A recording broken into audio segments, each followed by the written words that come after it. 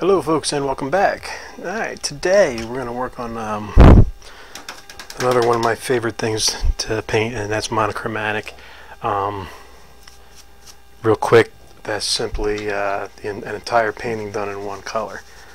Today we're going to be working in gray, and we'll be working in shades or values of that gray. That's a term that gets thrown around a lot when you're dealing with oil painting, the values of something, and that's why we're able to paint an entire painting in one color by using shades of that one.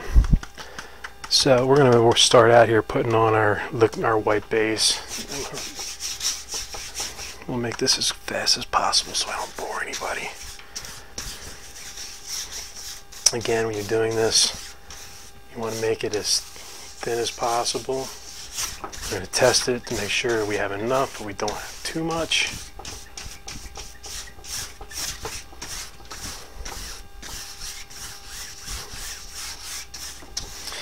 You know, when I started this YouTube channel because patrons and customers at shows and events, and when I say a show and event, you know, that could be anywhere from a full-blown weekend art festival with, you know, 8,000 to 10,000 people coming to it, or it can be anything to an arts and crafts show, you know, at a local venue that might only see, you know, 400 or 500 people. Either way, you know, I do these things, I do these shows because I love interacting with the people, I love talking to them, and, you know, making friends.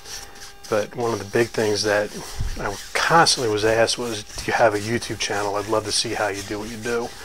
And the answer was always no. Well, so I decided to put this together and start doing, and it's being received very well. You know, thank you guys for tuning in. I appreciate the subscriptions. If you like what you're seeing, you want to see more every time we put one up, you can hit that subscribe button.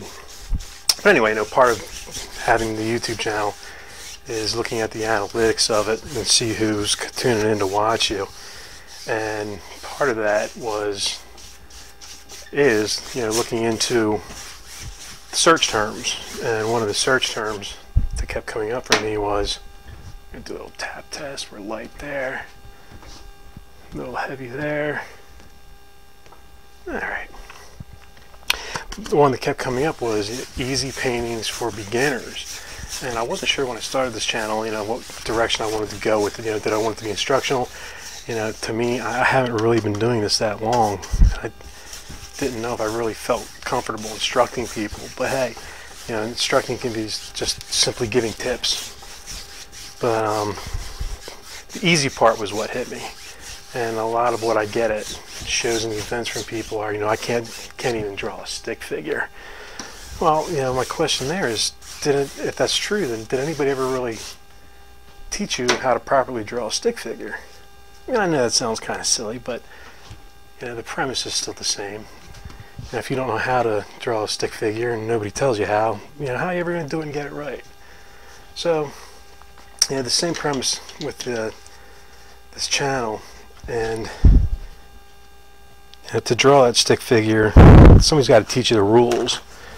You know, somebody's got to tell you, you know, well, you know, you're going to get 2 arms, 2 legs, 1 head, and a body, and you go from there. But, you know, if you try it out on your own and somebody looks at it and says, well, you know, you're not supposed to have 6 arms and 3 legs, nobody told you how to do it right. So we're going to teach, along the way here, we're going to tell you how to do this right. We're going to teach you the simple rules. There aren't a whole lot to oil painting that are going to help you start out on this if you want. And one of those is values. You've heard me say in the past that things that are farther away are lighter. As they come closer, they get darker. They get darker in value, meaning you can have the same color. To make it far away, it's going to be light. We're going to have very little detail. As it gets closer, it gets darker, and there's more detail to it. Okay, so to demonstrate that, I love working monochromatic because to me there's something about, you know, doing an entire painting in one color and, you know, really bringing it to life. That is just really, really cool. So today we're going to be working with gray. I mixed up a pile of gray. I talked about this before, but we'll talk about it again. I always mix my gray. I don't use gray out of a tube because, you know, whenever you mix gray, it comes out very unique and makes each painting unique. But for this, we used Van Dyke Brown and Phthalo Blue. You want to go about 2 to 1, 2 parts brown to 1 part blue. The more blue you get in there, it's going to be more of a bluish gray. The less blue you have, it's going to be darker. You know, you might want to use the darker gray in like a stormier looking scene, and go to the bluer side when you want a lighter painting. Oh. So I took that gray that I mixed up and I made values of it, or shades. I took titanium white and I mixed in just a little bit of it. I took another pile of titanium white, mixed a little bit more, and so we actually have 3 shades or values of this gray that we're going to start out with in this painting. If we get, you know, we get through into the middle of the painting and we decide we need something a touch different, we'll mix it up as we go. But we're going to start off with these, with the bases. For that, I'm going to go with the lightest mix that we have. I'm going to tap in here.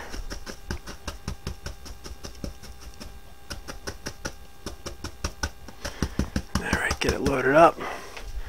And we're just going to come in here and start laying out a sky.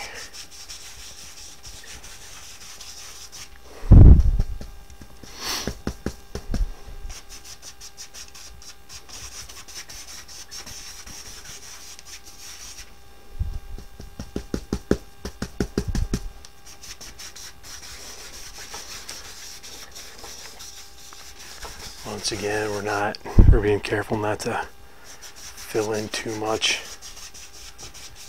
You want those dark and light areas. I want it a little bit darker towards the top.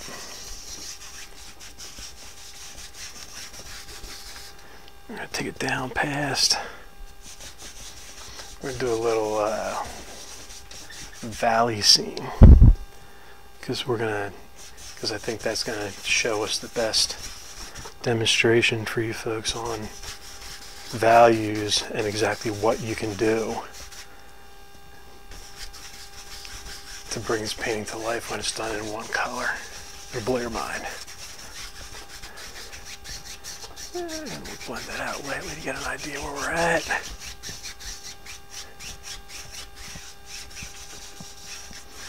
Like I said, I want it a little bit darker towards the top, so I'm going to come in here and get a little bit of that super dark stuff on my brush. And we're going to mix it right in on the canvas. Just want this a little bit darker towards the top.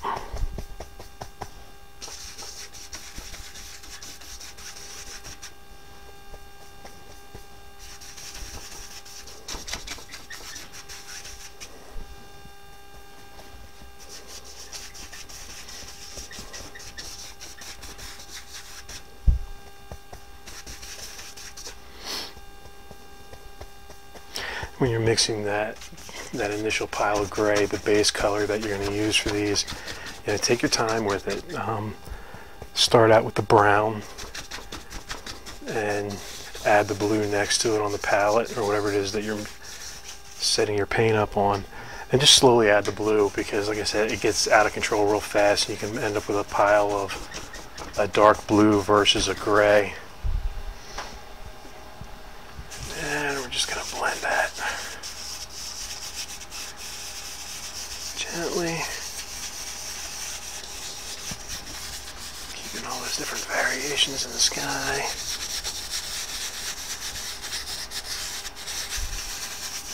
Taking out the brush marks. Stand back and take a look at it. See if you want anything changed, added, lightened up. Well, we get a little bit darker up here, I think. Yeah, you can use X strokes, you can use circles, depending who you watch. If you watch the big, the big hitters in the oil painting world, Kevin Hill does a lot of circles, whereas like Bob Ross does a lot of the X motion. If you watch Bill Alexander, he just slaps it up there. which is awesome. Bring that down here. It's going to blend in, picking up that white, making sure that dark color gets lightened up. And we're going to come back in here and blend that out. Getting rid of those strokes.